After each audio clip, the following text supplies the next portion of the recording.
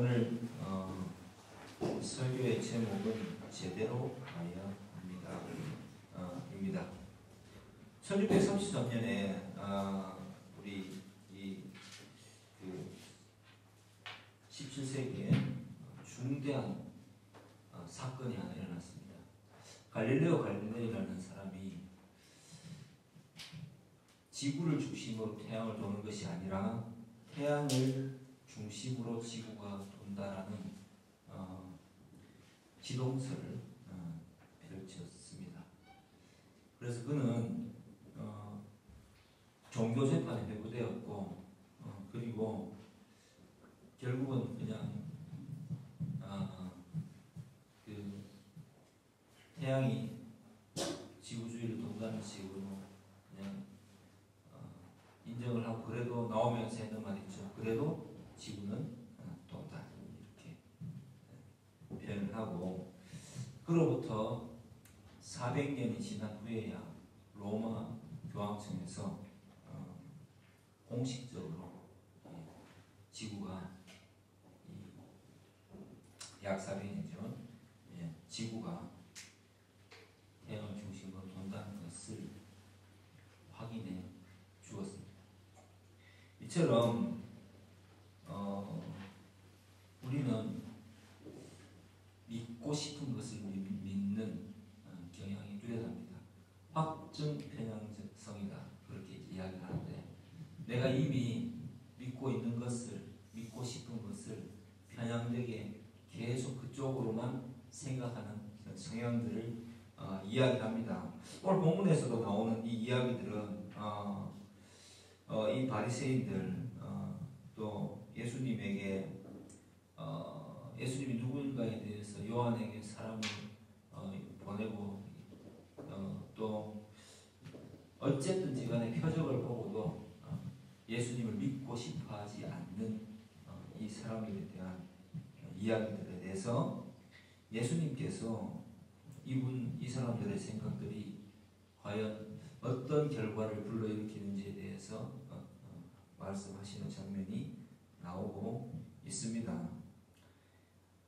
이 바리새인들은 종교적 편향성을 가지고 있죠.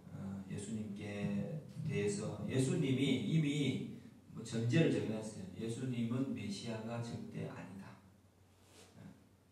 그래서 38년 된 그 안전뱅이를 베데스다 못가에서 일어나게 하셨던, 물로 포도주를 변화시켰던, 또 나중에 되면 소경이 실로암에서 눈을 뜨게 되든 귀신 들린 자가 낫게 되든 상관없이 절대적으로 예수는 메시아이어서는 안 된다라는 생각, 확증 편향성을 가지고 있었습니다. 그래서 예수님께서 말씀하시죠. 너희가 내게 오기를 원하지 않는다, 이렇게 말씀하십니다. 그리고 하나님을 사랑하는 것이 너희 속에 없다라고까지 말씀을 하십니다. 그리고 너희가 원하는 건 결국 뭐냐면은 서로의 영광을 취하려고 한다. 그러니까 끼리끼리 모여서 믿음 좋으세요. 하루에 성경을 몇 장 읽는다고요? 나는 기도를 몇 시간 하는데. 요즘은 지금 그런 게 있죠. 서로 이야기하는 거예요. 정말 대단하십니다. 정말 열심히 믿으시네요. 그런 이야기를 서로 하면서 서로가 굉장히 축히 올려 세워주면서 서로에 대해서 어떤 의미를 부여하는 그런 유의 신앙생활, 종교생활을 하고 있음에 대한 그죠? 그 이야기를 예수님께서 딱 꼬집어서 말씀하십니다. 그러나 정작 본인들이 그런 행위를 하는 중대한 원인과 목적에 대해서는 모르고 있고 알고 싶어하지도 않는, 그리고 그 목적이 또 왜곡되었음을 예수님 말씀하시죠. 이들이 원하는 것은 하나님과의 관계 속에서의 영생이라고 말은 하지만 정작 하나님이 이 영생을 이루는 방법을 어떻게 이루어 가시려고 하시는가에 대한 성경 속에 등장하는 선지자들의 글과 시편에 대한 이 내용에 대해서는 관심이 없었다는 이야기입니다. 그래서 열심히 묵상하지만 말씀을 묵상하면 이런 거죠. 이런 말씀의 왜곡이 많이 나타나겠죠. 뭐 어떤 누가 기도했다더라, 누가 뭐 진짜 기도하는 사람이다. 요즘으로 치면 이런 거겠죠. 옛날에 우리 캠프를 가보면 뭐 꿈쟁이 요셉, 뭐 창세기를 근거로 해서 이런 캠프 가거든요. 근데 요셉이 과연 자기가 비전을 바라보고 갖는 게 같습니까? 전혀 그렇지 않거든요. 하나님께서 철없는 요셉에게 곡식단이 혹은 하늘의 12별이 자기에게 절하는 그 광경을 보여주셨을 뿐입니다. 그에 대해서 받은 요셉은 그 의미가 무엇인지를 어떤 하나님의 뜻에 대해서 생각하기보다는 다만 내가 상속자의 옷을 야곱이 입혀줬었고 내가 굉장히 형들보다 위대한 사람이 될 거다라는 생각들을 굉장히 철없는 마음으로 자기식 해석을 통해서 아버지에게 야곱에게 일렀을 이야기해 줬을 뿐입니다. 형들은 비웃었고 그러나 야곱은 그 꿈에 대한 이야기를 마음에 담아두었다라고 했습니다. 거기에서 그 꿈에 대한 해석을 정말 비전을 가진 사람은 요셉입니까? 아니면 야곱입니까? 굳이 따지자면 야곱이겠죠. 야곱은 그 속에서 하나님의 역사가 어떻게 이루어지는가에 대한 그 의문을 아마 가지게 되었을 것입니다. 이루어가신 하나님의 역사를 결국은 보게 되면서 바로 앞에서 고백하죠. 내 인생 나그네 길에 백몇 년을 했습니까?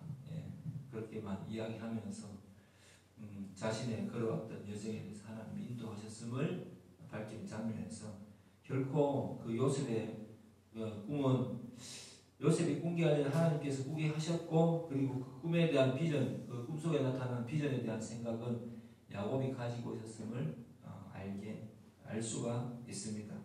이렇게 모든 성경이 예수 그리스도를 이렇게 향하도록 지원되어 있는 것에 대해서도 사람들은 관심을 가지지 않습니다. 마치 꿈쟁이 요셉을 말하는 것처럼 꿈 그 자체, 비전 그 자체에만 관심을 가지고 있는 거죠. 근데 그 비전의 내용이 그리스도이시다라는 그리스도를 가리키고 있다라는 생각을 하지 못하는 거예요. 요즘 나타나는, 요즘이 아니죠. 제가 신대원 갔던 시절부터 2000년대, 그 이전 훨씬 전부터 1900년대부터 나타나는 그 성경 해석의 오류에 대해서 나타나는 여러 가지 일들이 캠프들이 있었습니다. 그래서 그 말씀을 듣고 사람들이 이제 캠프를 엽니다. 그리고 학생들에게 이야기합니다. 꿈쟁이 요셉처럼 우리도 하나님 안에서 꿈꾸는 요셉이 되자. 비전을 가지자. 굉장히 뭔가 마음이 뿌듯하고 뜨거워지지 않습니까?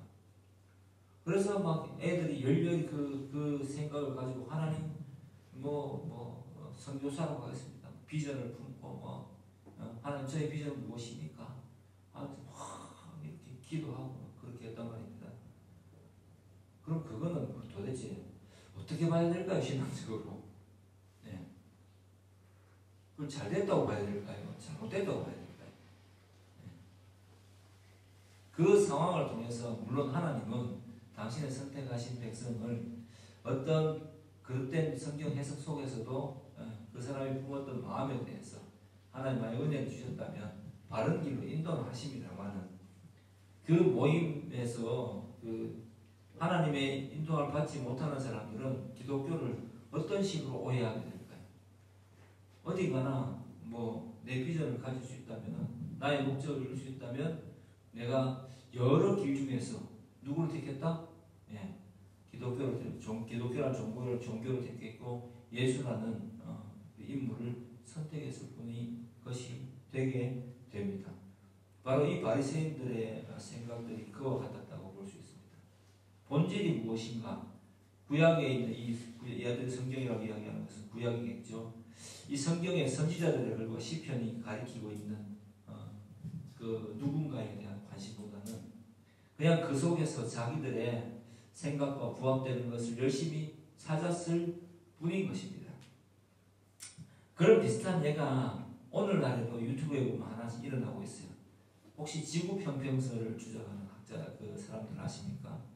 굉장히 학식적으로 뛰어나요. 그래서 이 사람들은 어떻게 생각하냐면 돔이 있고, 그죠? 지구는 사실 평평하대요.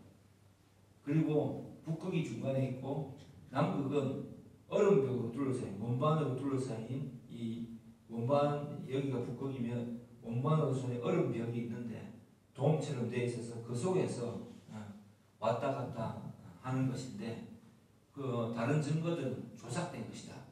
이렇게 하면서 그분들도 학식적으로 뛰어납니다. 나름대로 논리적인 근거를 내세우는데 이분들에게 아무리 뭐 사진을 갖다 주고 증거를 대도 당신이 우주에 갔다 왔다는 증거가 될 수 있느냐라고 하면서 자신의 생각의 한계 속에서 부정을 합니다. 그리고 그것을 들어보면은 굉장히 혹할 만한 내용들을 논리적인 근거로 내세우기도 합니다. 예. 그런 확증 편향성을 지닌 사람들, 즉 믿고 싶은 대로 믿으려고 하는 사람들에게는 어떤 답이 없어요. 논리적으로 설득이 되지가 않습니다. 왜? 이미 답정이거든요. 답을 정해놓고 자신들의 답을 정해놓고 어떤 상황을 바라보는 것이니까. 예. 그런 고집스러운 논리를 부셔뜨릴 방법이 없습니다. 바로 그러한 것들을 사람들이 가지고 있다는 것을 예수님은 말씀하십니다. 그럼에도 불구하고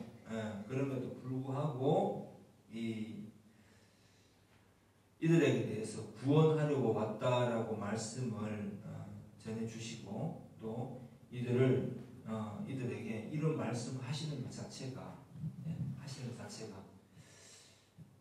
심판이라고 봐야 되겠습니까? 아니면 예수님께서 오신 목적, 요한복음 전체 주제를 볼 때 이들 속에서 증언하심으로써 이들도 긍휼히 여기신 것이었겠습니까? 하나님은 사랑이시다라고 성경을 본 성경 학자들이 이야기합니다. 하나님이 결국은 사랑의 하나님 맞다라고 하는 관점에서 봤을 때는 이 사람들의 그 어리석음에 대한 안타까움을 가지시고 말씀하십니다. 하지만 그러면 이 사람들을 그냥 변화시켜 주시면 되지 왜 꼭 이렇게까지 싸우시는가라고 했을 때 예수님이 거기에 대한 답변을 좀 해주신 것 같아요. 제일 30절에 나오죠. 그죠?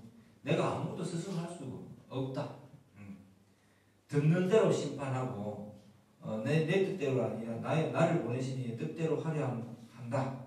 예. 그리고 아버지께서 시키신 것을 한다. 예수님은 인간의 몸을 입고 오셨을 때 이들을 심판하려고 오신 것이 아니라 구원하려고 오셨다라고 분명히 밝혀주시고 아버지의 심판이 어렵다는 것은 그 심판은 마지막 날에 이루어질 것이며 믿지 않는다면 이미 심판을 받은 것이나 다름없다라고까지 또 이 현실에서의 그 반응에 대해서 말씀을 하고 계십니다. 그게 바로 예수님이 이들을 대하시는 태도입니다. 예수님은 참 겸손하시죠. 예수님은 하나님이심에도 불구하고 이들에게 그 즉시 심판을 하시지 않습니다. 그리고 이들의 있는 가운데에는 어떤 심판의 유예 기간을 주시는 거죠. 우리 인생이 그렇습니다. 왜 살아있을 때 꼭 예수를 믿어야 되느냐. 예수님만이 길이요 진리요 생명이시기 때문이고 우리는 우리가 이 땅에서 살아가는 우리 인생을 살아가는 동안만 구원의 기회를 부여받기 때문입니다. 성경을 안다고 하면서 받아들이지 않는 또 다른 예가 있죠. 사무엘상 15장에 보면은 사울이라는 왕이 나오죠. 이스라엘의 왕이 나오는데 이 유다 왕 사울은 아말렉과의 전쟁을 치르면서 자기 눈에 보기 좋아 보이는 이 양과 소를 다 하나님이 진멸하라 그랬는데 죽이지 않습니다. 그래서 선지자가 와서 책망을 합니다. 왜 그랬느냐라고 하니까 사울이 하는 말이 가만입니다. 나는 이 좋은 것들을 구분해서 하나님께 제사드리려고 했다. 그래서 뭐라고 합니까? 순종이 제사보다 낫고 그에 관한 것은 사무엘상 15장 16절 말씀입니까? 좀 나오죠, 그죠? 순종이 제사보다 낫다. 그리고 그에 관한 것은 아주 좋지 않은 것이다. 그 네가 하는 그것은 신앙이 아니다. 이렇게 선지자가 사울을 책망하는데도 불구하고 자기는 하나님 앞에서 자기가 참되다라고 스스로를 이렇게 스스로에 대한 그 정체성을 밝힙니다. 제사 드리려는 게 뭐가 나빠? 예배 드리려는 게 뭐가 나빠? 응? 이렇게 이제 이야기하는 겁니다. 내가 예수 잘 믿으려고, 응? 예수 잘 믿으려고 이런 것도 하고 저런 것도 하고, 분명히 그렇던 행동인데 내가 부당한 방법으로 재물을 획득하고 하면서 내가 교회에 헌금하려고 이런 일을 하는 것인데 이게 잘못이야? 라고 이야기를 한다는 겁니다. 이 종교적 답답함을 가지고 있는 인간이죠. 정작 하나님의 말씀에는 귀를 기울이지 않는 사울왕을 보면서 또 가룟 유다라는 사람이 있죠. 가룟 유다는 요한복음 10장에 보면은 또 마태복음에 보면은 유다는 도둑이다라고 했습니다. 그는 예수님을 정치적 메시아로만 대했습니다. 그래서 자신의 이상과 맞지 않았을 때 과감하게 예수님을 죽일 생각을, 팔아넘길 생각을 하게 됩니다. 우리는 어떻습니까? 우리는 성경에서 과연 예수님을 만나려고 합니까? 아니면 나의 삶의 지침을 얻으려고 신앙생활을 합니까? 이렇게 경종을 울립니다. 이 시점에. 자, 예수님에 대해서 예수님이 메시아시다라는 구약의 예언을 한번 우리가 찾아볼 필요가 있습니다. 한번 그런 것에 대해서 줄을 한 번씩 쭉쭉 꺼놓으시면 좋겠습니다. 창세기 3장 15절입니다. 제일 먼저는 창세기 3장 15절. 한번 성경이 정말 그러한가? 어떻게 구약이 정한가? 3장에서부터 이미 등장합니다. 하나님께서 말씀하십니다. 3장 15절 시작. 내가 너로 여자와 원수가 되게 하고 네 후손도 여자의 후손과 원수가 되게 하리니 여자의 후손은 내 머리를 상하게 할 것이요 너는 그의 발꿈치를 상하게 할 것이니라 하시고. 아멘. 그리스도는 사람의 입장에서 봤을 때 남자의 후손이 아니죠. 동정녀 잉태로 태어나신 여자의 후손이다 이렇게 말하는 것입니다. 그래서 이 여자의 후손은 바로 그리스도를 가리키고 있습니다. 다음 신명기 18장 15절 성경을 찾아봅시다. 신명기 18장 15절로 가보겠습니다.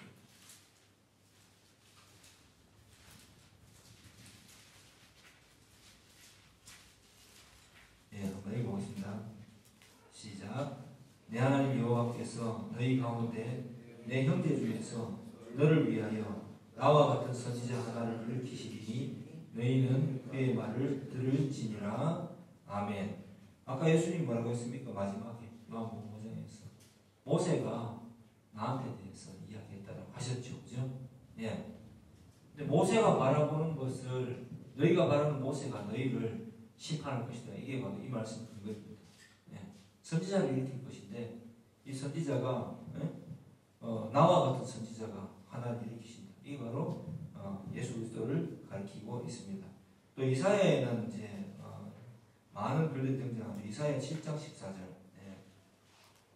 하도 많아서 7장 14절 한번 읽어보겠습니다. 구약성경 975페이지. 그러므로 주께서 신이 징조를 너희에게 주실 것이라. 보라, 처녀가 잉태하여 아들을 낳을 것이요 그의 이름을 임마누엘이라 하리라. 아멘. 네, 역시 메시아를 가리키고 있죠. 그다음 이사야 9장 6절 2장 넘겨서 네. 이는 한 아기가 우리에게 낳고 한 아들을 우리에게 주신 바 되었는데 그 어깨에는 정사를 메었고 그의 이름은 기묘자라 모사라 전능하신 하나님이라 영존하시는 아버지라 평강의 왕이라 할 것임이라. 아멘. 희한하죠. 아기가 기묘자요 모사요 하나님이시다라고 예언하고 있습니다. 또 베들레헴에서 오시는 이야기를 하고 있죠. 미가서 5장 2절 미가 요나 다음에 미가입니다.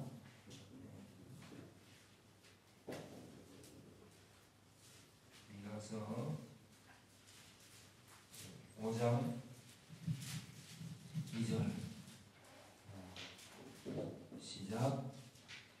베들레헴 에브라다야 너는 유다 족속 중에 작을지라도 이스라엘을 다스릴 자가 내게서 내게로 나올 것이라. 그의 흉보는 산고의 영혼에 있느니라. 아멘. 네. 이미 베들레헴에서 태어나실 것을 예언하고 있습니다. 또 스가랴 9장 9절 네. 예수님이 어떻게 예루살렘에 입성하실 것인지에 대해서 스가랴 9장 9절은 밝히고 있습니다. 시작. 시온에 따라 크게 기뻐할지어다 예루살렘에 따라 즐거이 부를지어다. 보라, 네 왕이 네게 임하시나니 그는 공의로우시며 구원을 베푸시며 겸손하여서 나귀를 타시나니 나귀의 작은 것 곧 나귀 새끼니라. 아멘. 이렇게 예언되어 있어요. 또 시편 22편에도 당연히 예언되어 있죠.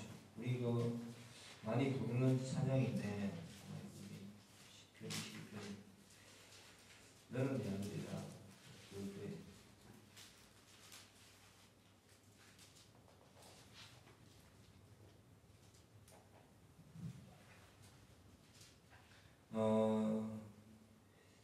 다윗이 마치 그죠? 예, 환란 가운데 처한 이렇게 하지만 결국은 예루살렘 이 예수님이 이 시를 인용하여서 역시 고통 중에 그죠? 어찌하여 날 버리시냐라고 이렇게 말씀하시죠. 또 이제 시편 2편에 가보면 또 메시아 시편이라고 하죠. 이 시편 2편은 메시아 시편이라고 하는데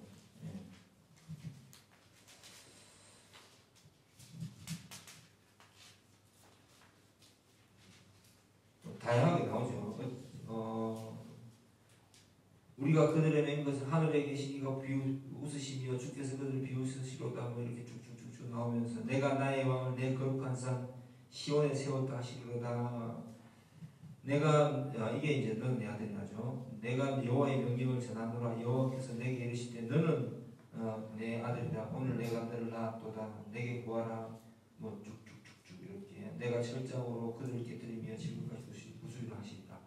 그러니까 우리가 이제 이 너는 내 아들이라 찬양 부를 때 사실 그게 우리를 보고 내 아들이라 하는 게 아니거든요. 그래서 저도 이제 이 말씀 연구하면서 이 찬양 좀 잘못된 것 같은데 이런 생각을 하게 되었습니다.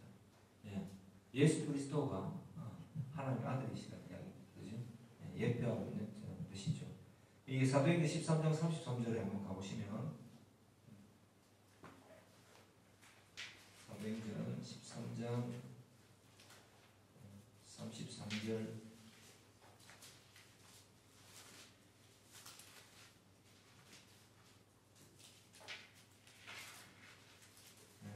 보시면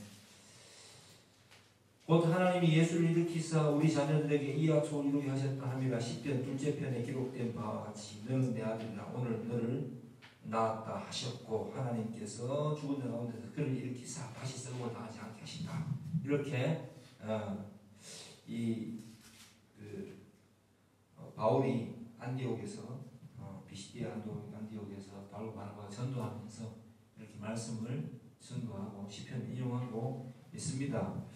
또 뭐 히브리서 7장에 보면은 시편 110편을 인용하는 말씀이 또 있죠. 뭐 이렇게 다양하게 성경이 결국은 가리키는 바, 의도하는 바가 구약은 한결같이 예수님을 가리키고 있는데 왜 이 바리새인들과 유대인들은 그 구약이 가리키고 있는 그죠 많은 이 예언들에 대해서 관심이 없는가라는 것입니다.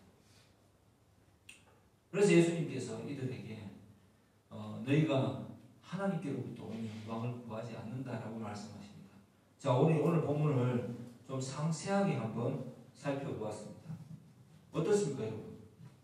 우리는 과연 매주 주일날 성경 말씀을 듣고 설교를 듣고 찬양을 하고 기도하러 오면 예배드리러 오면서 예배하러 오면서 예수님이 어떠신가에 대한 것에 대해서 포커스를 맞추고 있습니까?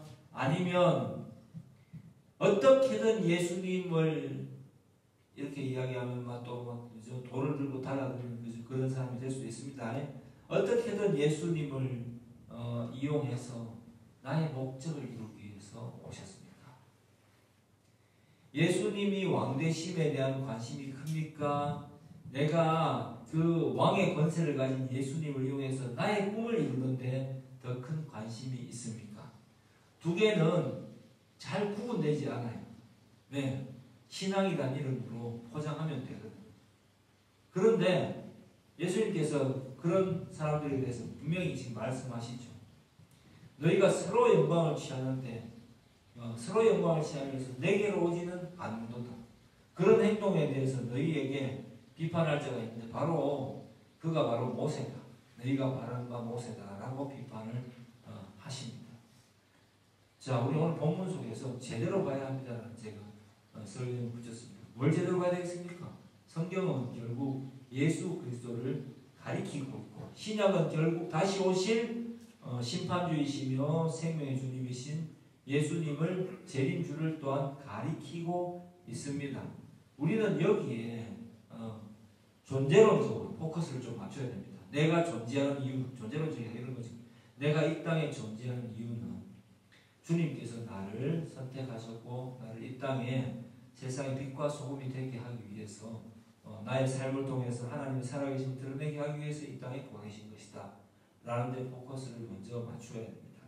세상 사람들이 어떤 가치관을 가지고 있든지 간에 경건한 자, 마치 사사기에 등장하는 나시린처럼 경건하고 거룩하게 우리의 삶을 이 하나님 앞에 드리면서 내 인생의 목적을 바로 하나님의 살아계심을 증거하는 쪽으로 포커스를 맞추어야 될 것입니다. 그게 아니라 이미 내 꿈을 내가 하고 싶은 걸 설정해놓고 거기에다가 신앙을 맞추게 되면 그렇게 되면은 내 신앙은 결국 이들의 이 오늘 본문에 등장하는 바리새인 서기관 이 지도자들과 크게 다르지 않을 것입니다. 그럼 나중에 되면 어떻게 하겠습니까? 예수님께서 우리를 책망하실 것입니다.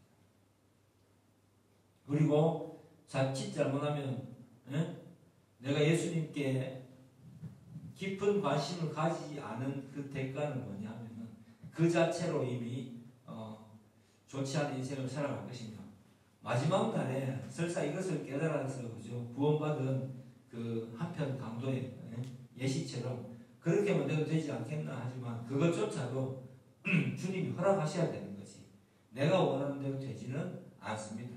왜냐하면 우리는 굉장히 완악한 마음을 원래 품었던 자들이고 나를 위하는 마음이 계속해서 그 죄라는 모습으로 우리에게 영향을 끼치기 때문입니다.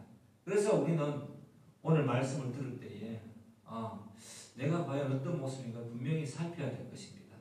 내가 예수 그리스도를 알기 전에 믿기 전에는 어떠한 삶을 살았든지 그와 관계없이 그 모든 것들을 예수를 믿게 되고 예수님께서 믿음을 선물로 주셨을 때 우리는 씻음을 받고 나음을 입고 그리스도의 자녀로 살아가게 되는 것입니다. 그 이유가 저는 더 중요하다고 생각합니다. 우리 이 자리에 앉은 여러분들에게는. 그 이유로는 어떻게 살아야 되겠습니까? 정결하게, 성결하게 주님과 함께 주님의 살아계심을 나의 가치관을 통해서, 나의 존재를 통해서 드러내는 삶을 살아야 되겠습니다.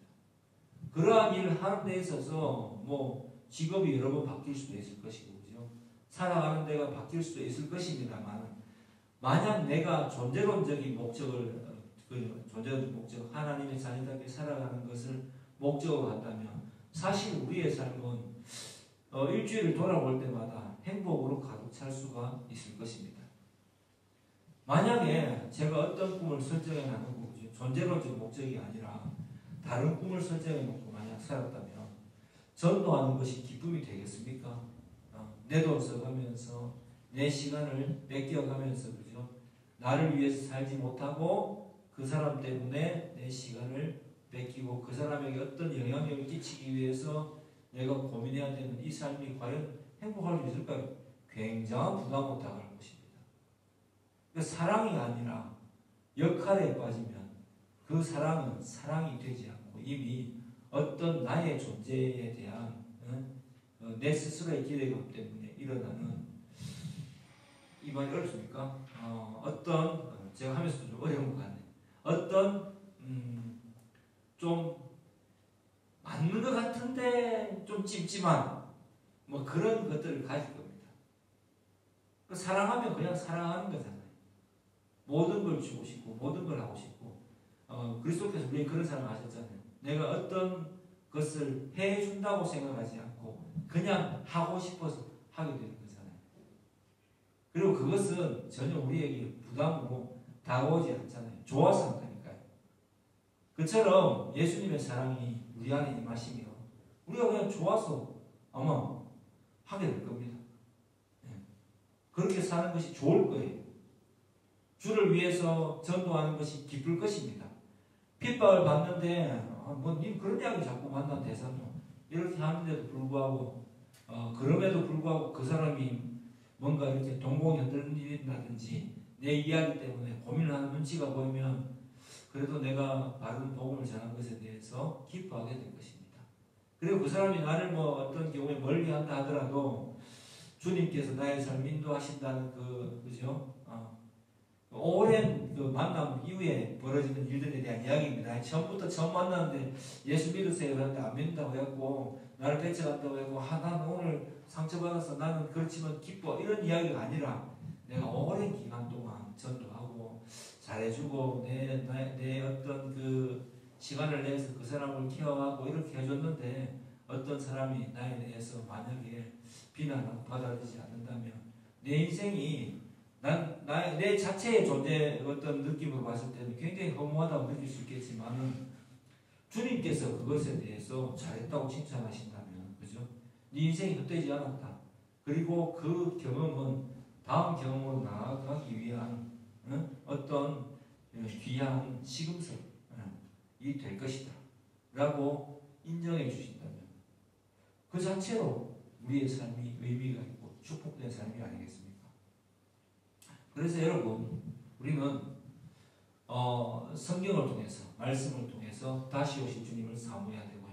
또 말씀 안에서 내가 하나님의 사람처럼 되려는 그런 거룩함을 품을 수 있어야 됩니다. 구별된 마음을 품을 수 있어야 되고, 세상적 가치관에 흔들리지 않을 수 있어야 되고, 세상이 무엇라고 말하고 내가 어떤 입장에 처한다 하더라도 설사 그것 때문에 내 인생이 궁지에 몰린다, 아무도 없을 것 같은 느낌을 받는다 하더라도 분명히 하나님은 여러분들을 기억하시고 여러분의 크신 위로가 되어줄 것이고 절대 여러분들의 손을 놓지 않고 끝까지 끌고 가실 것입니다.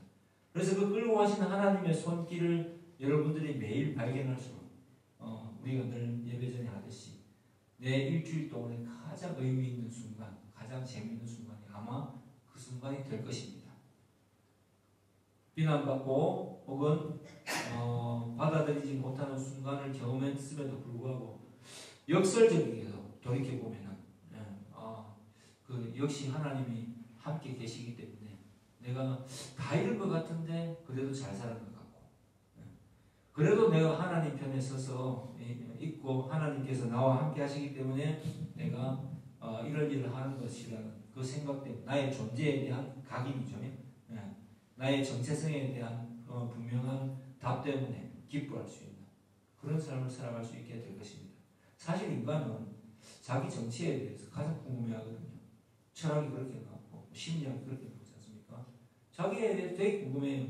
근데 세상 속에서 아무리 찾지만 결국 어디에서 자기의 존재를 찾을 수 있냐면 창조주 하나님을 만날 때에만, 그 하나님께서 나를 만나 주실 때에만 내가 누구인지, 그리고 그의 보내신 자 예수 그리스도를 믿고 따를 때에만 내 존재의 목적이 무엇인지를 분명히 발견할 수 있게 된다고 성경은 계속해서 우리에게 하나님은 말씀하고 계십니다. 이렇게 살아가는 이 말씀을 믿고 이렇게 반응하면서 하나님의 영광을 드러내는 존재가 될 수 있는 여러분이 되기를 주의 이름으로 축복합니다. 아멘. 기도하겠습니다. 하나님 아버지,